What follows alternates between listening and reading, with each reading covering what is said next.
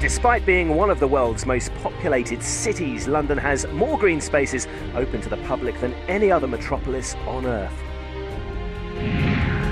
Our green journey across the capital begins in London's largest Royal Park, which will feature in the Olympic road race and time trial cycling events. Hard to believe that Richmond Park, which began life as a 17th century hunting ground for King Charles I, is just 16 kilometres from the city centre. Travelling east from here across the capital towards the Olympic Park, visitors and locals can add to London's 500,000 cycle journeys made per day by making use of the new cycle superhighways running into the city centre from every direction. It's estimated that on peak days, 4,400 spectators will travel to the Games by bicycle, and everyone else is being steered towards public transport, including the recently introduced hydrogen-powered zero-emission buses, now operating in central London. But it's not just the authorities who are taking up the green challenge. Fortnum & Mason, established in 1707 and one of the United Kingdom's most famous department stores, now has beehives on its roof, producing honey from bees feeding in the gardens of Buckingham Palace and the city's parks, and at the same time reducing the store's carbon footprint. We get a lot of people visiting the beehives to see how it's done. A lot of people who actually want to put beehives on their own roofs. There's a lot of roofs around here where you can put beehives. So these are just very good examples of how to do it, and it doesn't actually have to be that complicated. It's really relatively simple.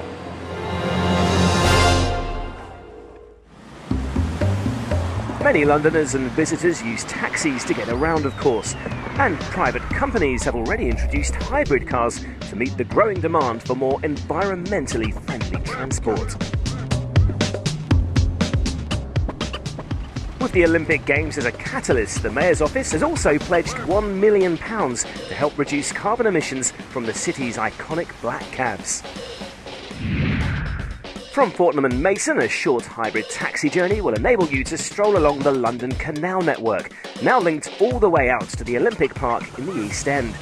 It's a fair walk, so you'll need to take some fuel on board.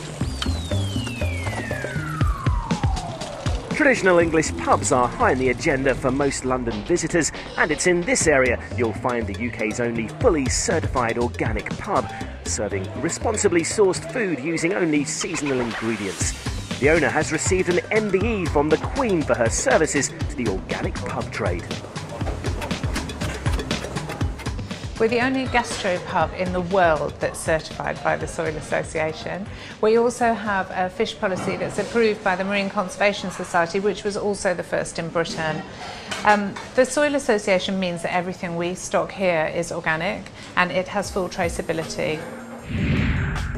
From here, it's a short hop to the Arcola, on a mission to become the world's first carbon-neutral theatre. Here it's not just bottles that are recycled, all the stage sets are from previous performances, the toilets are spares from a building development at Canary Wharf, and the insulation is fashioned from unused materials from the Olympic Park site in Stratford. Just through the window in the fireglass there you can probably see the insulation, so it's about 4 inches of insulation. That's come from the Olympics, so they probably buy big sheets like this. We've got all the 6-inch strips, and we just pile 6-inch strips of insulation.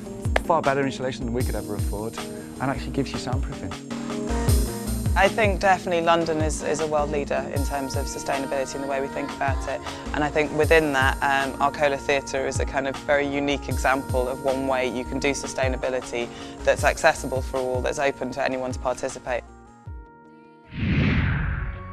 As for the Olympic Park itself, it's here that the pledge to be the greenest Games ever will be most rigorously tested.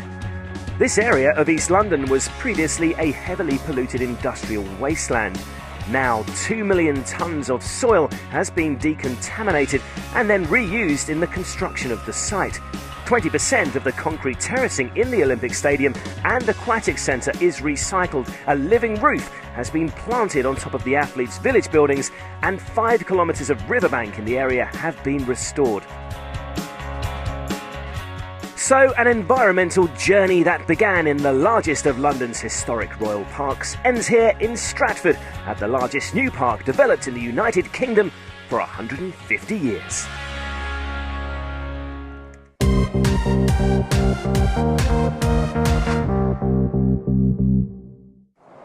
Education to inspire future generations is the only way to safeguard the future of the United Kingdom's green spaces. The world-famous Kew Gardens plays a pivotal role in cultivating that knowledge. I think green space in any city is extremely important. The more green space, the happier the people, the more relaxed the people, and the more they can enjoy the city.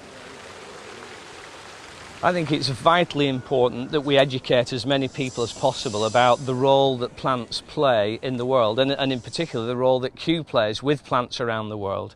You know, without plants, we can't survive. We need plants, and you know, all these plants around here are fine for people to look at and for us to work on.